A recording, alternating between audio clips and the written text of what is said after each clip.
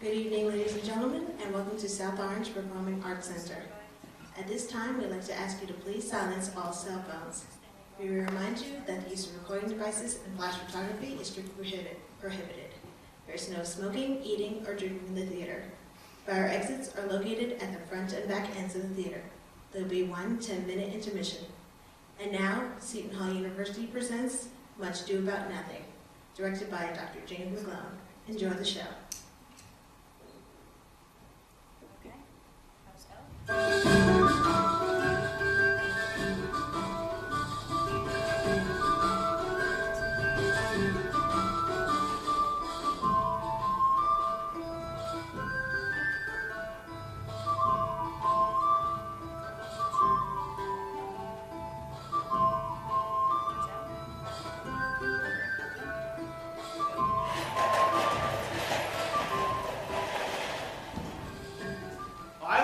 Letter that Don Pedro of Aragon hath come this night to Messina. He's very near by this. He was not 3 leagues off when I left him. How many gentlemen have you lost in this action?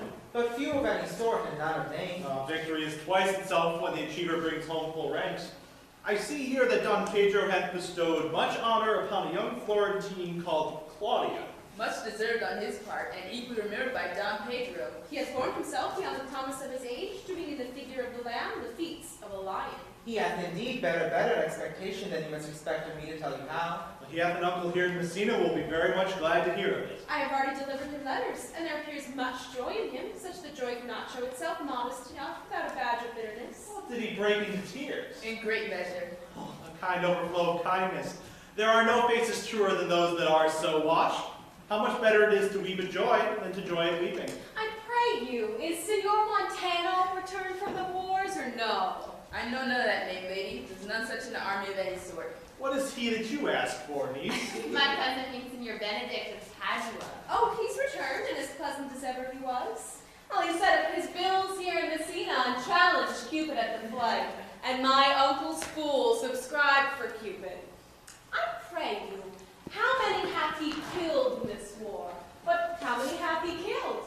For indeed I did swear to eat all of his killings. Faith, niece, you tax Signor Benedict too much, but he'll be neat with you. I doubt it not. He hath done good service, lady, in these wars. Oh, you hath musty victual, and he hath folk to eat it. Why, he's a very valiant trencherman. He has an excellent stomach. And a good soldier too, lady. And a good soldier to a lady, but what is he to a lord? A lord to a lord, a man to a man, stuffed with all honorable virtues. It is so indeed. He is no less than a stuffed man.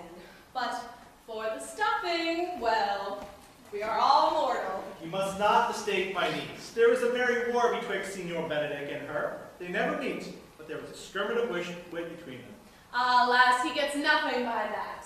In our last meeting, 4 of his 5 wits went hauling off, and now is the whole man governed with 1, so that if he have wit enough to keep himself warm, let him bear it for the difference between himself and his horse, for it is all the wealth left he hath known to be a reasonable creature. But I pray you, who is his companion now? He hath every month a new sworn brother. It's possible. Oh, very easily possible. He wears his faith, but as the fashion of his hat, it ever changes with the next block. I see, lady. The gentleman is not in your books. No, and he were, I would burn my study. But I pray you, who is his companion? Is there no young squire who will voyage with him to the devil? He's most in the company of the right noble Claudia. Oh, Lord, he will hang upon him like a disease.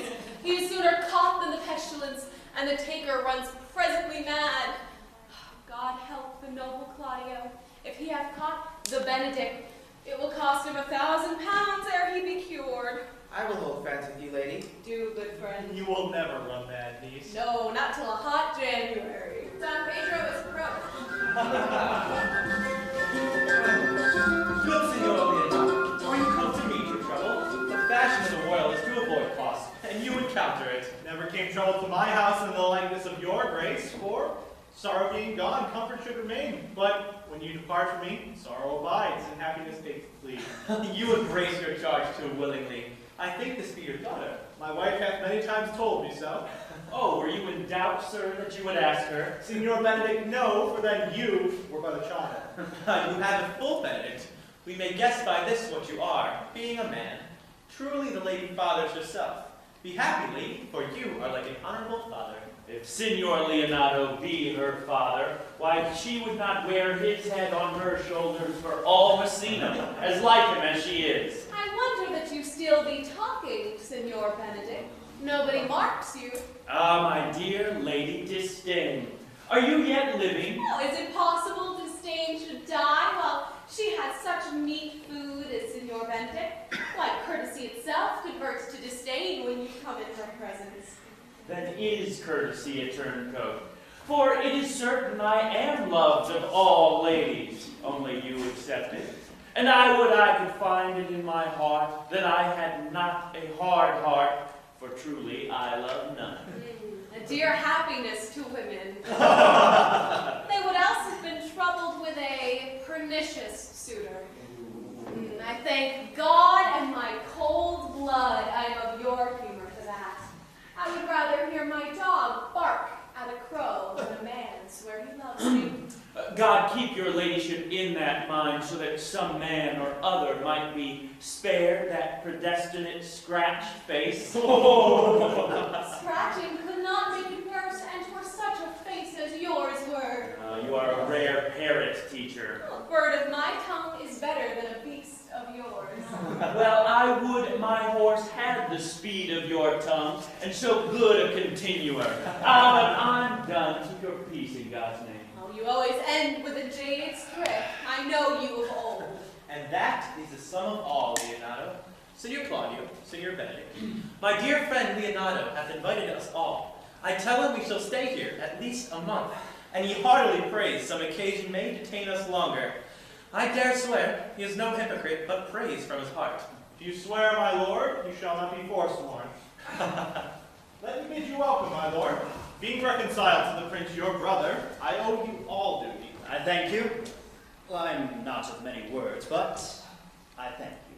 Come, Leonardo, your hand. We will go together.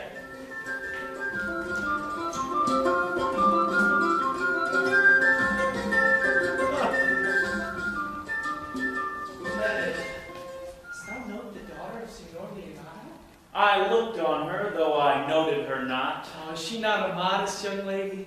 Now come, do you ask me as an honest man should for my simple true judgment? Or would you have me speak after my custom, as that professed tyrant to their sex? No, I pray thee, speak in sober judgment. Well, in faith, methinks she's too low for high praise. She's too brown for fair praise, and too little for great praise. No, only this commendation can I afford her. Well, were she other than as she is, she were unhandsome. But being no other than as she is, I do not like her. Thou thinkest I am in sport. I pray thee, tell me truly how thou likest. Wouldst thou buy her that you inquire after her? Can the world buy such a jewel? Yea, and a case to put it into. Come, speak you this with a sad brow? Oh, in what key shall a man take to join in your song? With mine eye, she's the sweetest lady I ever looked on. Oh, I can see yet without spectacles, and I see no such matter. Oh, but there's her cousin. And she were not possessed with a fury, which exceeds in her as much does beauty of the 1st of May or the last December. But you have no intent to turn husband, have you? I would scarce trust myself, though I had sworn the contrary. Hero would be my wife. Oh, in faith, has it come to this? Shall I never see a bachelor of 60 again? Go, keep your way in God's name, and thrust your neck into the yoke of it. You can bear the print of it, and sigh away Sundays. Ah, here comes the prince, back to beckon me. What secret hath held you here, that you followed not to Leonardo's? I would your grace would constrain me to tell. I charge thee on thy allegiance. Upon my allegiance, I would have you think I can be as quiet as a dumb man, Claudio, but mark you this, upon my allegiance, he is in love. Now, with whom? Oh, that's your gracious part. Mark how long the answer is. With Leonardo's tall daughter, Hero. If this were so were it uttered. It is like the old tale, my lord. It is not so, nor 'twas not so, but God forbade it should be so. If my passion change not shortly, God forbid it should be otherwise. Amen if you love her, for the lady is very well worthy. You speak this to fetch me in, my lord. By my troth, I speak my thought. And in faith, Lord, I spoke mine. By my 2 faiths and troths, my lord, I spoke mine. That I love her, I feel. That she is worthy, I know. That I neither feel how she should be loved, nor do I know how she should be worthy. That is the opinion which fire cannot melt out of me. I will die in it at the stake. Thou was ever an obstinate heretic in the despite of beauty. And never could maintain his part but in the force of his will. That a woman conceived me, I thank her. And that she brought me up, I likewise give her most humble thanks. But all women shall pardon me. Yet I shall do none of them the wrong to mistrust any. And I shall do myself the right to trust none of them. And the fine is, for which I may go to the finer, that I will live a bachelor. Well, if ever thou dost fall from this faith, thou wilt prove a notable argument. Perhaps I will be but sick with hunger or ailment, but never with love. I tell you, prove that ever I lose more blood to love than I can get again through drinking. Thou may pluck out my eyes with a ballad maker's pen. Put me on the doorpost of a brothel house as a sign for blind Cupid. Well, in time shall tell. In time, the savage bull doth bear the yoke. Ah, yes, the savage bull may. But if ever the sensible Benedict bear it, you may put me in a bottle like a cat, and shoot at me. And he that hits me, I'll let him be clapped on the shoulder and called Adam. Well, you will quake for this shortly, had not Cupid spent all his quiver in Venice. I do await such a quake. You will temporize with the hours. In the meantime, prepare yourself to Leonardo's, and commend me to him, and tell him I will not fail him at supper, for indeed he hath made great preparation. I think I have in me as much for such an embassage. Farewell. My liege, your highness may now do me good. Oh, my love is thine to teach.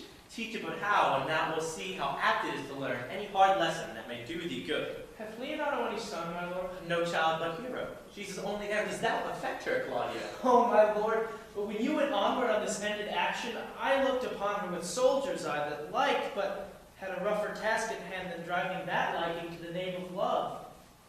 But now I am returned, and that war thoughts have left their places vacant, in their rooms come thronging soft and delicate desires, all prompting me how fair young Hero is, saying that I liked her ere I went to wars. You will be like a lover presently, and tire the hero with a book of words. If thou dost love fair hero, cherish it. And I will break with her, and with her father, and the conclusion is, thou shalt have her. Was not to this end thou begatst twixt so fine a tale? How sweetly you do minister to love that no love's grief by his complexion. But lest my liking might too sudden seem, I would have salved it with a longer treatise. Oh, but need the bridge much broader than the flood. The fairest grant is in necessity. Look, what will serve us fit? 'Tis once thou lovest, and I will fit thee with the remedy.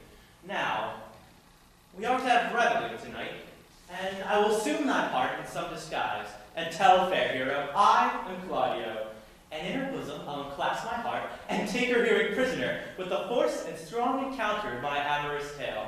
Then, after to our father I shall break, and in conclusion, she shall be thine. In practice, let us put it presently.